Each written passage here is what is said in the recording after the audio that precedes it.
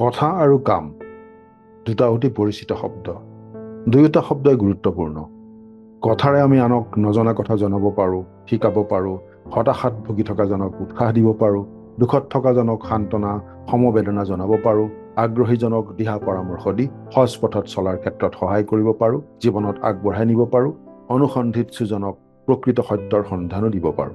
হকে বিহকে পেকপেকাই থকা নাইবা উফাইদাং মাৰি কথা কৈ থকাটো যেনেদৰে আনে ভাল নাপায়, প্ৰয়োজনৰ সময়ত মনে মনে থকাটো উচিত নহয়।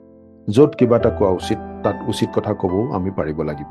আকৌ কথা কওঁতে আমি বহু কথাই ক'ব পাৰোঁ, নানা ধৰণৰ প্ৰতিজ্ঞা কৰিব পাৰোঁ, কিন্তু যেতিয়ালৈকে হাতে কামে একো নকৰোঁ, তেতিয়ালৈকে আমাৰ কথা কোনেও গুৰুত্ব সহকাৰে নল'ব। আমাৰ মুখৰ কথা আমাৰ কামৰ মাজেৰেও প্ৰকাশ পাব লাগিব। আমি যি কৰিম বুলি কওঁ, সেইটো কৰিও দেখুৱাব লাগিব। আমাৰ প্ৰতিটো কাৰ্যৰে একোটা ফলাফল থাকে। আমি কৰা কামবোৰৰ কিবা নহয় কিবা এটা প্ৰভাৱ পৰিবই আমাৰ নিজৰ ওপৰত, লগতে আনৰ ওপৰতো, যিহেতু আমি এখন সমাজত বাস কৰোঁ। আমাৰ কামৰ প্ৰভাৱবোৰ হ'ব লাগে ইতিবাচক, সুফলদায়ক আৰু সৃষ্টিমুখী। আচলতে আমাৰ কথাৰে নহয়, আমাৰ কামেৰেহে জগতে আমাক ভালদৰে চিনি পাব আৰু হয়তো মনতো ৰাখিব।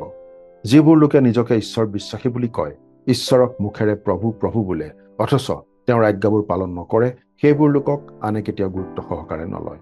কেৱল মনত ভাবি থাকিলে বা মুখেৰে ক'লেই নহ'ব, আমাৰ বিশ্বাস আমাৰ কামৰ মাজেৰে প্ৰকাশ পাব লাগিব। সেইবাবেই গীতিকাৰে গীত ৰচিছিল, কথাৰে নহয় বন্ধু, কামত পৰিচয়।